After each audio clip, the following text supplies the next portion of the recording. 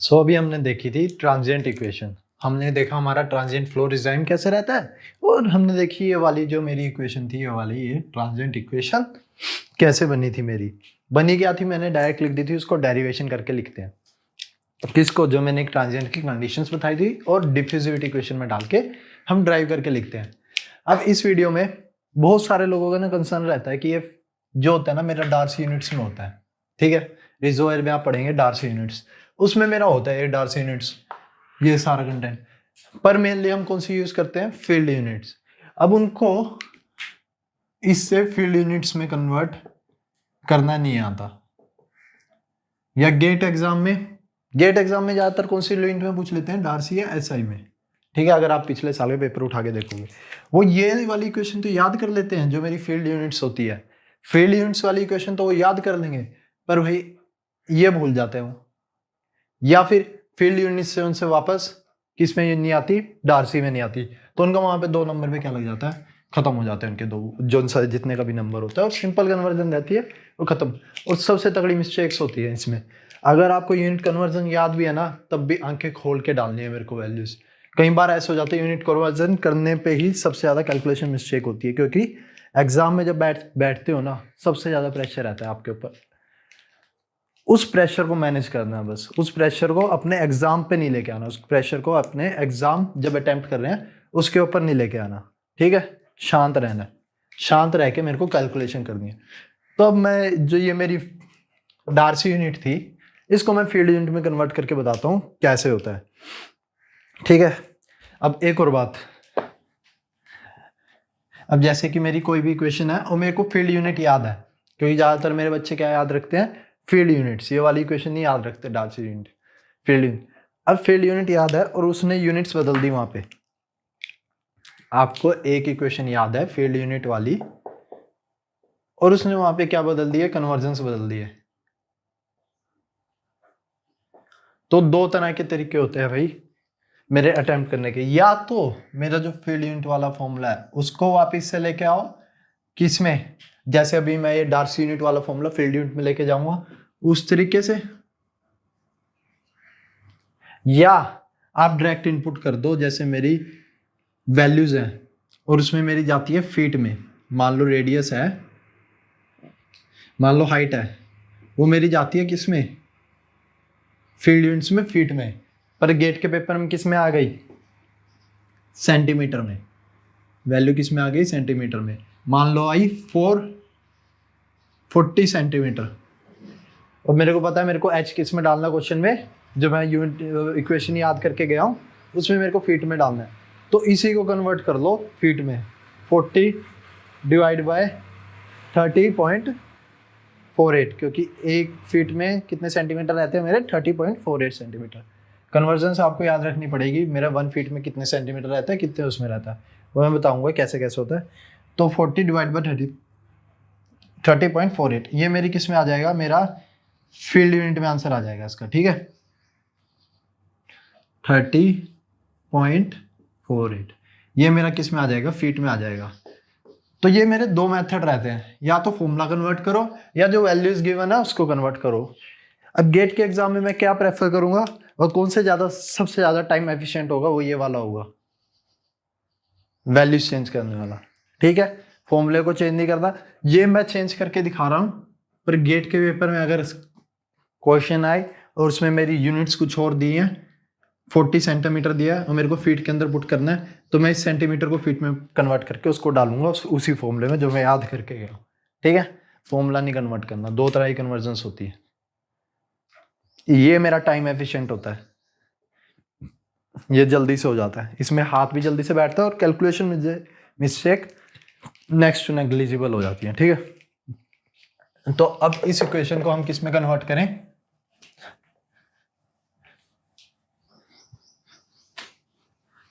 इस इक्वेशन को हम कन्वर्ट करते हैं अपनी फील्ड यूनिट्स में, जो कि मेनली सब अच्छे से याद रख रही हैं और सभी याद रख भी रखते हैं। अब देखो ये मेरी डार्स यूनिट है, अभी तक मैंने इनकी यूनिट्स नहीं बताई थी भाई डार्स यूनिट में क्या क्या होता है और किस किस में होता है। तो मेरी जो डार्स यूनिट होती है ना, तो डार्सी ने जब ये इक्वेशंस बनाई थी ना, डार्सी लॉ दिया था, तब से ही चलती आ रही है, उसने उसी के साथ इक्वेशन दी थी, ठीक है, पर हमें किस में चाहिए होती है, फील्ड में। तो हम पहले देखते हैं डार्सी की इक्वेशंस। तो डार्सी इक्वेशन में मेरा क्या रहता है, ये इधर लिखा हुआ है मैंने डार्सी यूनिट्स में। पी जो मेरा रहता है किस में रहता है, एटमॉस्फेयर में। ठीक है, पी जो मेरा रहता है वो रहता है एटमॉस्फेयर में। क्यू मेरा रहता है, क्यू क्या हो गया मेरा, पी मेरा हो गया प्रेशर, क्यू क्या हो गया मेरा, फ्लो रेट। फ्लो रेट मेरा किस में रहेगा, सेंटीमीटर क्यूब पर सेकेंड में, डार्सी यूनिट में। विस्कोसिटी किस में रहेगी, सेंटीपोइज में। परमेबिलिटी डार्सी में। परमेबिलिटी की डायमेंशंस क्या होती है, ये बहुत अच्छा क्वेश्चन है। परमेबिलिटी की डायमेंशन क्या होती है, परमेबिलिटी की डायमेंशन होती है एल स्क्वायर, एरिया वाली डायमेंशन होती है इसकी परमेबिलिटी की। तो मेरी परमेबिलिटी किस में रहेगी, डार्सी में। ठीक है,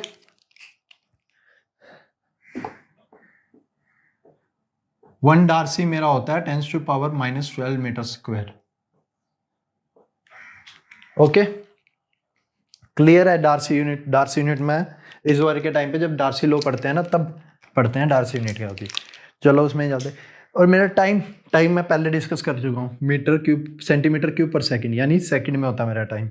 हाइट सेंटीमीटर में, रेडियस ऑफ वेल्व और सेंटीमीटर में, सीटी एटमॉस्फेयर इनवर्स में। सीटी क्या है मेरा, कॉम्प्रेसिबिलिटी मैंने बताया था।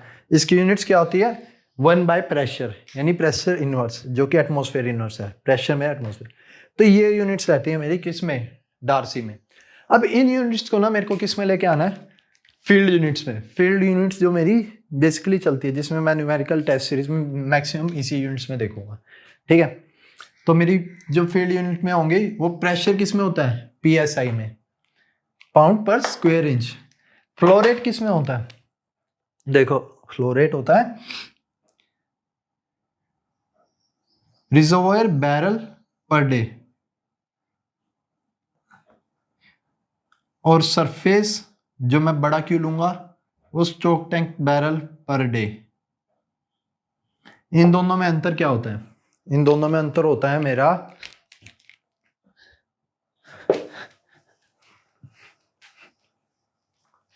इन दोनों में अंतर क्या होता है, इन दोनों में होता है, ये मेरा स्टैंडर्ड होता है मेरा सरफेस पे। दिखाता हूं अभी क्लियर थोड़ा सा।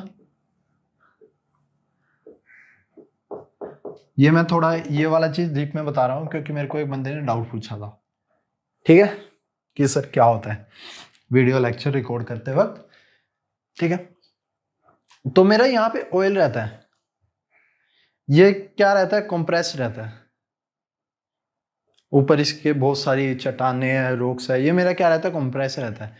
तब जब मैं इसको प्रोड्यूस करता हूँ ना, इसका प्रेशर डिक्रीज होता रहता है। मान लो ऑयल ड्रॉप है, इसका प्रेशर डिक्रीज होता रहेगा और इसका वॉल्यूम क्या होएगा, बढ़ेगा। ठीक है, एक पॉइंट पे मेरे कहां तक बढ़ेगा, जहां तक मेरा बबल पॉइंट नहीं आता। बबल पॉइंट क्या होता है, बबल पॉइंट वो पॉइंट होता है जहां से मेरा ना, केमिकल में पढ़ा होगा आपने, या अपने जो ये बेसिक सब्जेक्ट रहता है अपने फर्स्ट सेकंड ईयर में, उसमें पढ़ाते हैं। बबल पॉइंट वो होता है जो मेरा लिक्विड है ना, लिक्विड से जहां से मेरा, अगर मैं इसका प्रेशर रिलीज करता रहूं, और जहां पे मेरा ना पहला बबल निकलेगा ना लिक्विड से मेरा जब पहला बबल निकलेगा, उस पॉइंट को बोलूंगा मैं बबल पॉइंट, क्योंकि उससे मेरी गैस बाहर निकलनी शुरू होगी। तो एक पॉइंट मेरा ऐसा आएगा जहां से मेरा क्या होगा, गैस निकलनी बाहर आ जाएगी, गैस निकलनी शुरू हो जाएगी। ये क्या हो गया लाल लाल सा तो ये मेरा बबल पॉइंट हो गया, जिससे मेरी क्या हो जाएगी, गैस निकलनी शुरू हो जाएगी। इसके बाद ना मेरा वॉल्यूम डिक्रीज होना शुरू हो जाएगा। क्यों, क्योंकि इसमें से ना मेरी जो गैस का वॉल्यूम है वो क्या होना शुरू हो गया, निकलना शुरू हो गया। तो जो मेरा सेपरेटर पे पहुंचता है ना एटमॉस्फेरिक प्रेशर पे, वो कुछ इतना बचता है, इतना नहीं। ठीक है, तो ये हो गया मेरा क्या, इसको मैं बोलता हूँ रिजर्वोयर बैरल। बैरल तो वॉल्यूम की यूनिट है, वो तो पता ही है हमें, 1 बैरल इज इक्वल टू कितना होता है, 159 लीटर, या फिर 5.615 फीट क्यूब, ये तो पता ही है मेरे को। तो भाई ये मेरा जो रिजर्वोयर बैरल है ना, रिजर्वोयर बैरल सरफेस पे जो मैं लेता हूँ वो अलग वॉल्यूम रहता है, उसको मैं बोलता हूँ स्टोक टैंक बैरल। ये मेरा स्टैंडर्ड कंडीशन पे रहता है, स्टैंडर्ड कंडीशन यानी 14.7 psi है जो मेरा आसपास का 1 एटमॉस्फेयर प्रेशर है उस पे रहता है। तो ये होता है मेरा स्टोक टैंक बैरल और रिजर्वायर बैरल। इसको मैं क्या करने के लिए, इन दोनों के बीच में एक रिलेशन बनाने के लिए ना मैं एक फॉर्मेशन वॉल्यूम फैक्टर डिफाइन करता हूँ, BO। इसको बोलते हैं हम फॉर्मेशन वॉल्यूम फैक्टर। ठीक है, formation volume factor is equal to क्या होता है, reservoir barrel per stock tank barrel.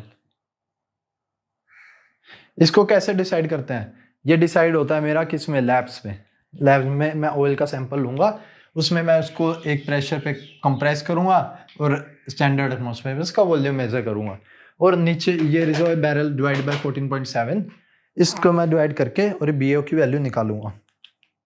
ठीक है, तो ये reservoir barrel per stock tank barrel. अब इसका फायदा क्या होता है, मैं क्या मेजर करता हूँ, मेरे को तो ऊपर सरफेस पे खड़ा हूँ, मेरे को स्टोक टैंक बैरल मिलता है, पर इसका फायदा ये रहता है इसकी मदद से ना मैं जो नीचे वाला है रिजर्वायर वाला वो मेरे को पता लग जाता है। अब मैं क्या करूंगा, जो सरफेस का कैपिटल Q आ रहा है ना,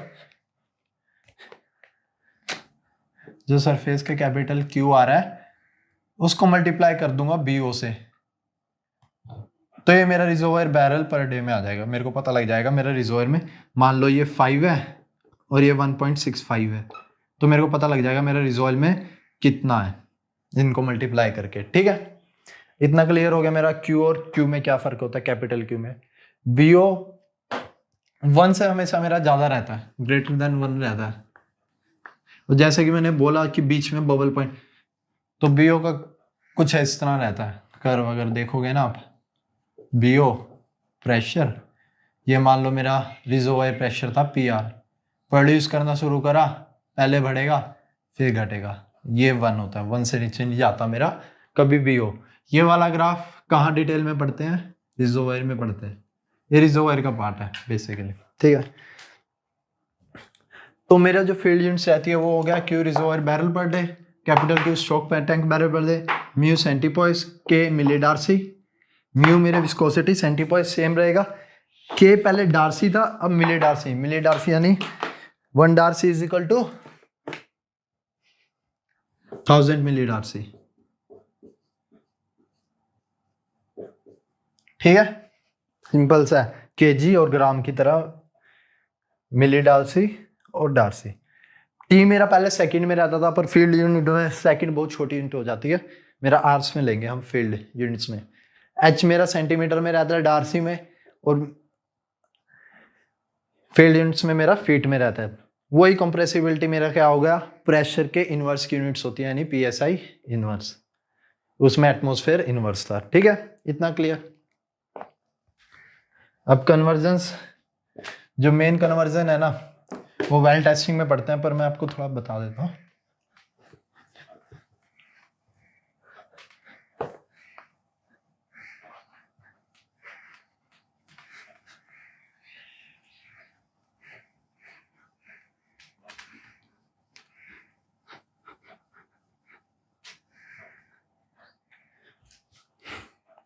ठीक है,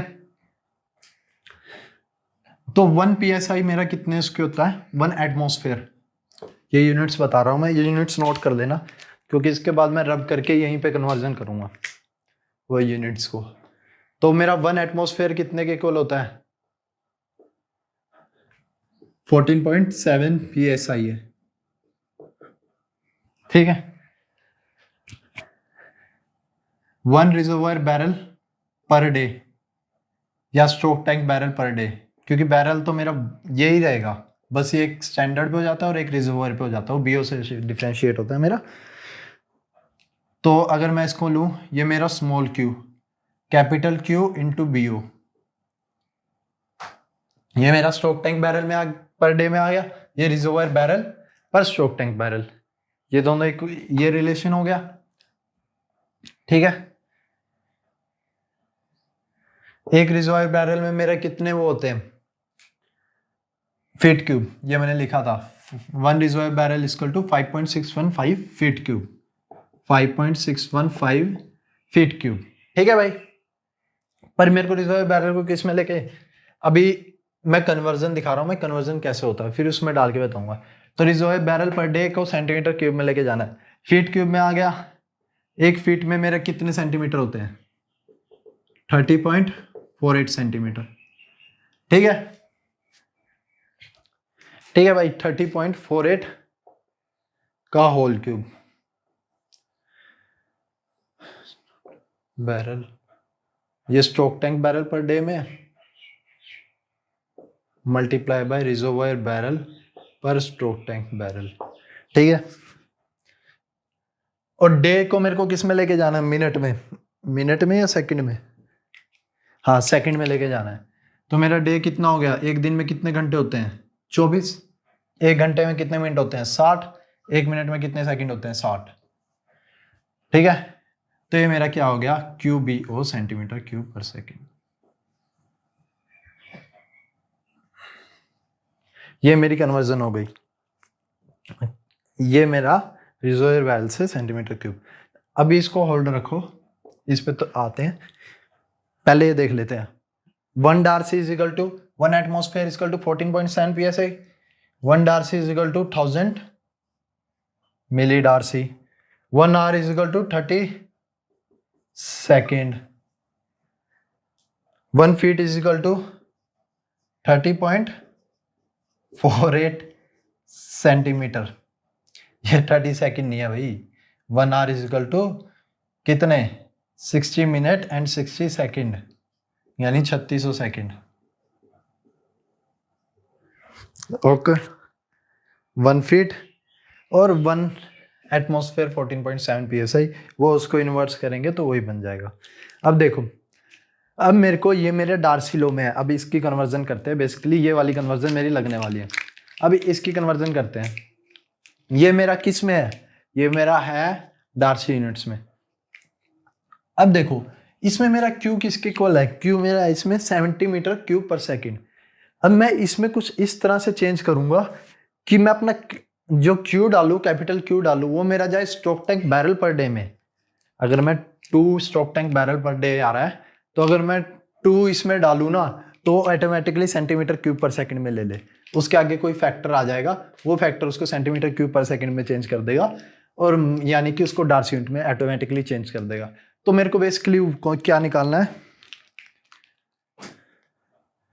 ये फैक्टर निकालना है मेरे को। इसके आगे क्या फैक्टर आएगा अगर मैं इसको यूनिट चेंज करता हूं? मतलब अगर मेरे को 5 stroke tank barrel per day दिया है, तो अगर मैं क्यूब में 5 stroke tank barrel per day डालू और उससे कुछ मल्टीप्लाई होके एक कांस्टेंट फैक्टर, वो मल्टीप्लाई होके मेरे इसमें अपने आप किस में कन्वर्ट हो जाए? सेंटीमीटर क्यूब में। समझ रहे हो? इस तरह से सोचना है। अब देखो, Q reservoir barrel per day मैंने अभी बताया, Q into BO stock tank barrel per day into reservoir barrel per stock tank barrel. Stock tank barrel से स्ट्रोक टैंक बैरल, तो रिजर्वायर बैरल पर डे ही बचता है। एक रिजर्वायर, एक बैरल में होते हैं कितने? 5.615 फीट क्यूब। एक फीट में कितने होते हैं? 30.48 सेंटीमीटर। इनका क्यूब कर दो आप, और ये 24 इंटू 60, तो ये मेरा किस में आ गया? सेंटीमीटर क्यूब पर सेकंड में। अगर इसको सोल्व करोगे ना आप, इसको सोल्व करोगे तो आपके पास आएगा कितना? आपके पास आएगा 1.84 QBO, 1.84 QBO, तो मेरा सेंटीमीटर क्यूब पर सेकंड। तो भाई Q किस में पुट करना है? मान लो Q की जगह मेरी वैल्यू होती 5 stroke tank barrel per day given है, तो अगर मैं इसकी जगह क्या लेके चलता? 5 लेके चलता, 5 stroke tank barrel per day, तो मेरा ये क्या होता? 5, और ये मेरा मान लो 1। तो ये जो 5 है ना, इससे इस फैक्टर से मल्टीप्लाई होके ये जो मेरा Q है ना, ये किस में कन्वर्ट हो जाना है? अगर मैं 5 स्ट्रोक टैंक बैरल डाल रहा हूँ, तो इस फैक्टर से मल्टीप्लाई होके मेरा किस में कन्वर्ट हो जा रहा है? सेंटीमीटर क्यूब पर सेकंड में, क्योंकि मैंने ये कन्वर्जेंस लगा दी। यही चीज ऊपर उसमें पुट करेंगे। ठीक है, बस यही थी मेरी मोटी मोटी चीज समझने की, कन्वर्जन कैसे करते हैं 1.84 क्यूब। अब देखो, अब ये चीजें इसमें पुट कराते हैं। ठीक है, मेरा स्मॉल क्यू किसने के इक्वल आ गया? 1.84 QBO। ये याद रखेंगे। इसमें अगर कोई कंफ्यूजन आती है ना यूनिट्स में, तो भाई आप मेरे को मैसेज कर देना, मैं आपकी कंफ्यूजन दूर कर दूंगा, ठीक है भाई। अब देखो मेरा Q किस में हो गया, कैपिटल Q BO और एक फैक्टर क्या आ गया 1.84, ठीक है। ऐसे ही K मुझे किस में चाहिए,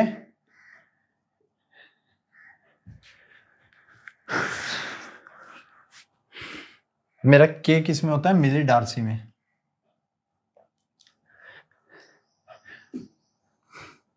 उस मिली डार्सी को मैं डार्सी में कैसे कन्वर्ट करता हूं, 1000 से डिवाइड करके, ऐसे ही कन्वर्ट करता हूं ना। तो ये मेरा जो K डल रहा है ना, अगर मैं डार्सी में लिखूंगा ना, मान लो मैंने लिखा कितना डार्सी लिखेंगे हम, मान लो मैंने लिखा ये जो मैंने K है ना, सॉरी ये K अगर मैंने मिली डार्सी में लिखा ना, ये छोटा K मिली डार्सी में, और अगर मैं इसमें वैल्यू डालता हूं मेरी 200, तो वो 200 डिवाइड बाय 1000 अपने आप क्या हो जाएगी, किस में कन्वर्ट हो जाएगी, डार्सी में। जैसे इसमें किस में कन्वर्ट हुई थी, सेंटीमीटर क्यूब पर सेकंड में, ठीक है। इसमें Q किसके इक्वल था, stroke tank barrel per day, एक वैल्यू जो एक कांस्टेंट वैल्यू, इसकी यूनिट सारी चली जा चुकी है क्योंकि हमने उसको इसमें कन्वर्ट कर दिया, तो सिर्फ ये एक कांस्टेंट वैल्यू बची है। BO मेरा constant 1.1 reserve barrel per stock tank barrel. तो मैं अगर K मिली डार्सी मेरे को गिवन है 200 और ये फैक्टर 1.1000 मैं डिवाइड करूंगा तो अपने आप डार्सी में चला जाएगा, ठीक है। इतनी बात क्लियर भाई, ठीक है। जो मेरा टी आर्स है,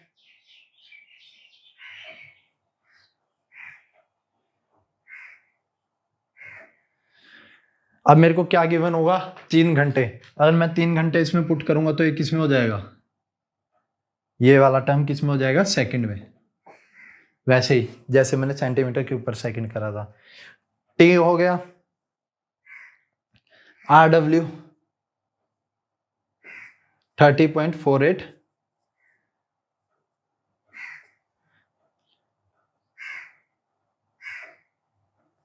सेंटीमीटर में, अपने आप किस में चला जाएगा। पर ये मेरा टी किस में पुट कर रहा हूं मैं, ये याद रखना आवर्स में, वो 5 आवर्स मल्टीप्लाई करके 3600, ये पूरा मेरा सेकंड में बनेगा, ठीक है। इतना बात याद रखना भाई, ये मेरा जो टी आवर्स में, कभी यहाँ पे मैंने सेकंड लिखा हुआ है और आप समझ लो ये मेरा टी सेकंड में, नहीं ये मेरा आवर्स में है। चलो वो आगे जाके क्लियर हो जाएगा।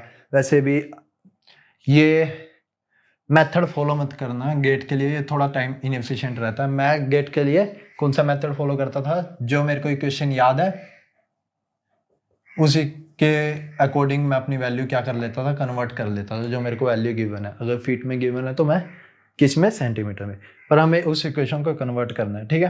तो ये मेरा टी आवर्स में है भाई, इतना क्लियर रखना, कंफ्यूज मत होना, सीधी सी बात। RW 30.48 सेंटीमीटर, अगर मैं किस में पुट करूंगा, 4 फीट पुट करूंगा तो अपने आप ही वो किस में कन्वर्ट हो जाएगी, सेंटीमीटर में, ठीक है। RW हो गया, और क्या है, H भी सेम है 30.48,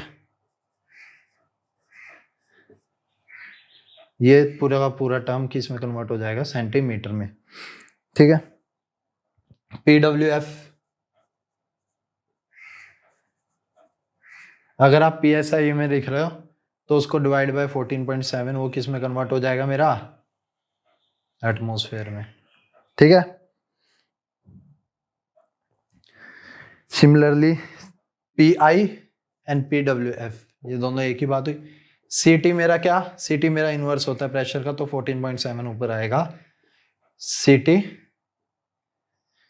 PSI इनवर्स, ये मेरा एटमॉस्फेयर इनवर्स में कन्वर्ट हो जाएगा। अगर मैं इसमें CT में किसकी वैल्यू डालूंगा, PSI इनवर्स की वैल्यू डालूंगा।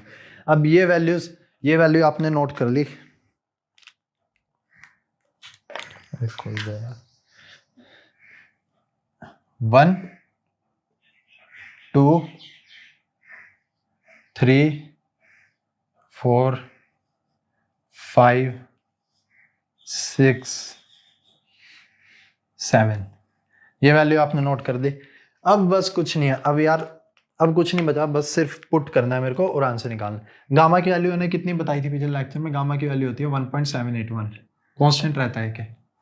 ठीक है, जॉनली वगैरह में गिवन है।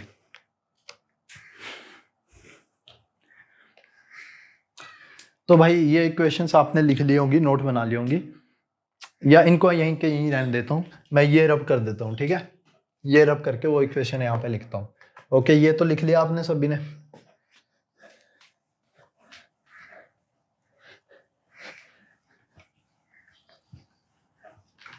इतनी कहानी क्लियर है ना यूनिट्स की, क्योंकि यूनिट्स में ही घूमता है बंदा।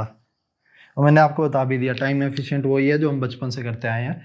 जो वैल्यू गिवन है उसको अपने अकॉर्डिंग एडजस्ट कर लिया, उसको अपने अकॉर्डिंग कन्वर्ट कर दिया। ठीक है, अब मेरा P I minus P W F 14.7, समझे? ये वाला, ये मेरी डार्सी यूनिट थी, और ये भी मेरी, यहाँ पे लिख देता हूँ मैं, क्यू म्यू अपॉन 4 पाई के H L N 4 K T है gamma pi mu C T R W square plus 2s।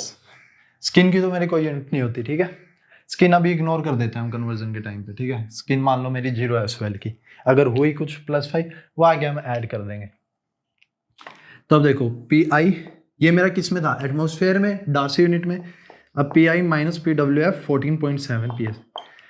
अब भाई आप किस में पुट करो? पी एस आई में पुट करो। मान लो ये मेरी 200 पी एस आई आ रही है, ये डिवाइड बाय 14.7 होके किस में कन्वर्ट हो जाएगा? मेरा एटमॉस्फेयर में। तो ये ऊपर वाली इक्वेशन मैंने बिल्कुल सेम रखी है, बस इसमें जो मेरा प्रेशर है ना वो पी एस आई ए में पुट करूंगा मैं। ठीक है, ऐसे Q मेरा कितना हो गया? 1.484 कैपिटल Q BO। ठीक है, कैपिटल Q मेरा stroke tank barrel per day, BO reservoir barrel per day. ठीक है, विस्कोसिटी की मेरी सेंटीपोइज रहती है दोनों में, 4 पाई परमेबिलिटी। अब मेरे को परमेबिलिटी किस में गिवन होएगी? मिली डार्सी में। मान लो मेरे को गिवन है 10 मिली डार्सी या 20 मिली डार्सी, तो मैं 10 मिली डार्सी पुट करूंगा ना, उसको डिवाइड बाय 1000 कर दूंगा, तो मेरी किस में जाएगी? डार्सी में। यही चीज है भाई यूनिट्स में। ठीक है, अब ये वाला और ये वाला एक ही चरण से बैलेंस हो रहा है मेरा। क्लियर रखना बात। अगर कोई भी कंफ्यूजन आए तो मैं बोल रहा हूँ कि आप मेरे को कॉल कर सकते हो, मेरे को पूछ सकते हो, भाई सर मेरे को ये नहीं समझ में आया, बताओ, मैं बताऊंगा, क्लियर करूंगा। ठीक है, तो मेरा क्या हो गया? H कितने के इक्वल हो गया? 30.48 है। वही सेम H इसमें किस में था? मेरा सेंटीमीटर में, पर मेरे को क्वेश्चन में किस में गिवन है? फीट में। 10 फीट गिवन है, 10 फीट। तो अगर मैं 10 फीट यहाँ पुट करूंगा ना, तो मल्टीप्लाई बाय 30.48 H से मल्टीप्लाई करके ये इसमें सेंटीमीटर में कन्वर्ट हो जाएगा। तो ये जो मेरे आ रहे हैं ना, ये PSI में हो गया, ये स्ट्रोक टैंक बैरल, ये सेंटीपोइज, ये मिली डार्सी, और ये किस में हो गया? अब फीट में। ये मेरा H की वैल्यू हो गई। ये थोड़ा रब कर देता हूँ, सफाई से रखते हैं थोड़ा। ठीक है, H की वैल्यू हो गई, ln है, ln में क्या कर लेता हूँ? कॉमन ले लेता हूँ, 2.303। वो नेचुरल लॉग है ना। अब ये लॉग बेस क्या हो गया? लॉग बेस क्या हो गया? 10। अंदर क्या है? वही सेम।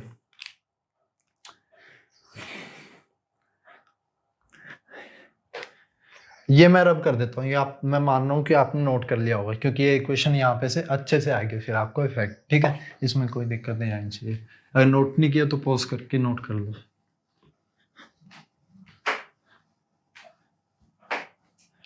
ठीक है, तो ये मेरा क्या हो गया? log 4 k अपॉन 1000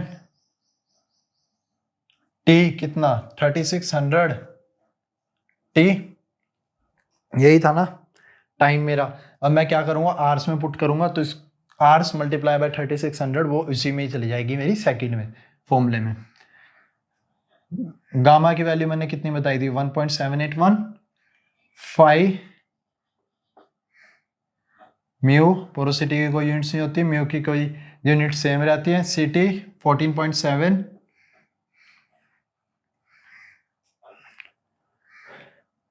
और RW square 30.48 square into RW। ठीक है भाई, अब इतनी बात मेरे को क्लियर है, RW स्क्वायर। अब कुछ नहीं, बस अब ये मेरा PSI में पुट करूंगा। अब से मैं ये वाली इक्वेशन देखूंगा, मैं PSI में स्टोक्स टैंक पैरेलल मिडल राशि H mu K T upon 5 ठीक है। अब इसको मल्टीप्लाई करते हैं हम, कितना आ रहा है मेरा मल्टीप्लाई करके। ठीक है भाई, ये आ रहा है मेरा 1.84 2.303 divide by 4 multiply by pi multiply by 30.48 और मल्टीप्लाई बाई 1000।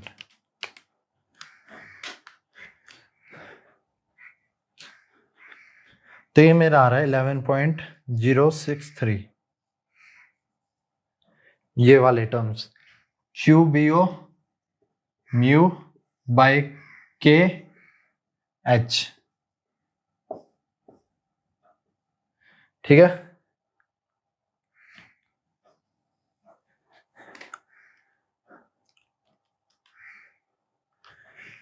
ये क्लियर लिख देता हूं मैं। 11 पॉइंट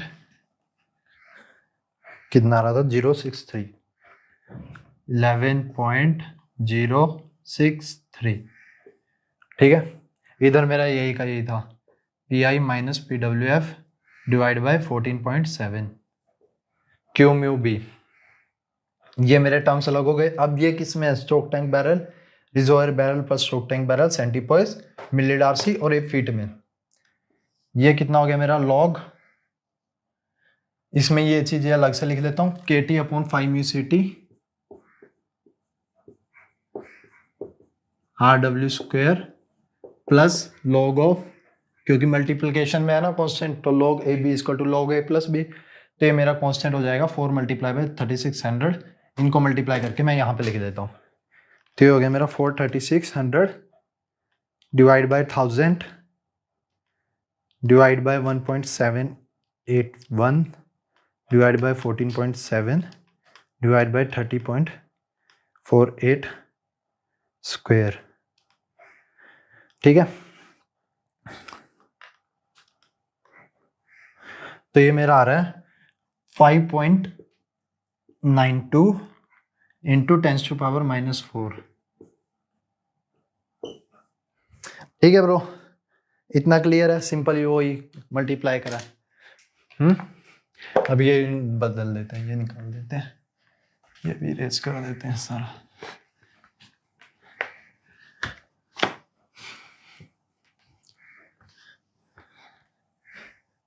ठीक है, ये भी इरेज कर दिया। अब देखो PI माइनस PWF 14.7 को मैं इधर लेके जाऊंगा, तो अगर मैं इसको 14.7 को इससे मल्टीप्लाई करूं तो मेरा कितना आएगा, कितना था ये 11.063 मल्टीप्लाई बाय 14.7, ये आएगा मेरा 162.6 Q mu BO upon KH। ये वाली चीज मेरी ऐसे कैसी 14.7 इधर लेके गया हूं। ठीक है, मैं 11 से अंदर मेरा log ऑफ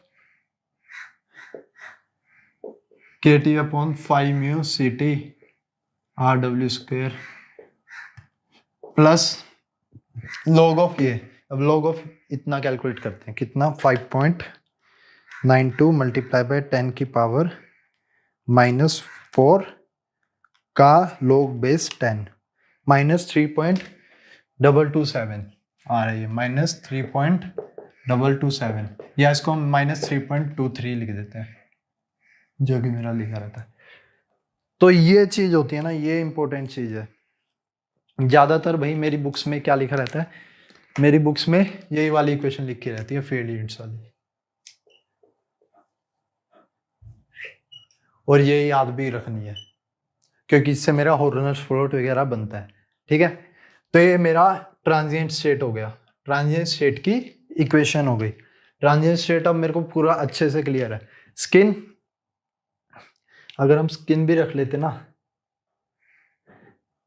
स्किन की कोई यूनिट नहीं होती, मैं यहाँ पे स्किन रख रहा हूं अब। ठीक है, प्लस स्किन इसी के अंदर, पर मैंने यहां से कॉमन लिया 2.303। 2.303 मैंने क्या लिया कॉमन, और क्या था यहाँ पे ऊपर, क्या था 2s था, 2s 3.2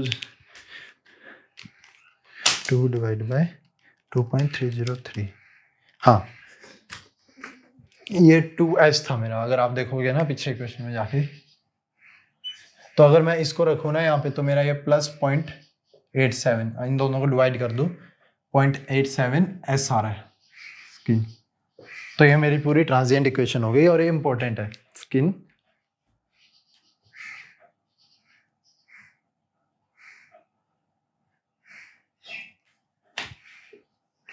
ठीक है भाई, ये 0.87s, ये मैंने बताया। अब कन्वर्ट कैसे करते हैं, कई लोगों को बहुत डाउट आते थे, बहुत पूछते थे मेरे से कि सर ये कन्वर्ट नहीं होता हमसे, कैसे होगा।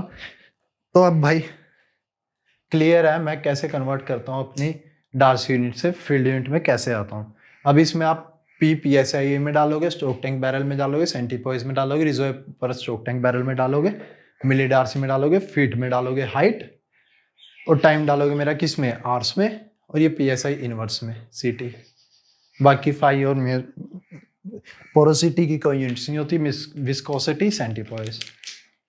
ठीक है, अब ट्रांजिएंट फ्लो मैंने देखा। ट्रांजिएंट फ्लो अब मेरे को पता चल चुका है भाई, मेरा जब बाउंड्री पे नहीं पहुंचता उसकी कंडीशन देखी थी मैंने, किस पे डिपेंड करता है, प्रेशर जो होता है मेरा पोजीशन और टाइम पे डिपेंड करता है। ठीक है, तो ये एट द एंड मेरी ट्रांजिएंट फ्लो इक्वेशन ये आती है। ओके क्लियर भाई। अब अगली वीडियो में देखते हैं हम steady state, pseudo steady state. वो आसान रहेंगी, वो इससे कम टाइम की रहेंगी, क्योंकि हमें इसमें बिल्कुल बेसिक से चला था। उसमें पढ़ाऊंगा तो अच्छे से, पर वो जल्दी निपट जाएगा। ठीक है, ओके नेक्स्ट वीडियो में कवर करते हैं।